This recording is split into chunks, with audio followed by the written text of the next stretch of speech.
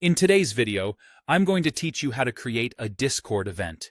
If you've been wanting a clear way to schedule a meetup, a voice chat, or even a community Q&A, events are perfect because they let members see what's happening and when, all in one place. Start by opening Discord and heading to the server where you want the event to live. Make sure you have the right permissions to create events.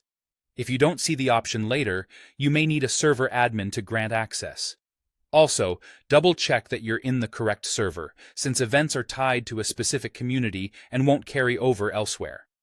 At the top of the server, click the small down arrow next to the server name to open the server menu. From that menu, choose Create Event. This brings up the setup flow where you'll tell Discord where and how the event will happen. You'll now choose the location type.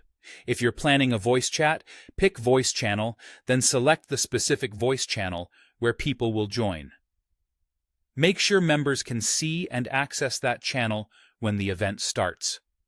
If you're hosting a stage event, those are the big auditorium-style sessions, choose Stage Channel. You'll need to be a stage moderator or have the right role, and this format is great for talks, announcements, or panels where a few people speak and others listen. If your event is happening outside Discord, select Somewhere Else. This is ideal for links to live streams, webinars, or even an in-person meetup. You'll paste a URL or type a physical location so everyone knows exactly where to go. Next, fill in the event details. Give your event a clear, descriptive name so members instantly understand what it is. Set the date and time carefully, and remember that Discord will display the time according to each member's time zone, so schedule it for the correct day and hour on your end. Add a helpful description that explains the purpose, any requirements, or what attendees should prepare, like a headset for voice chats or a link they'll need to open.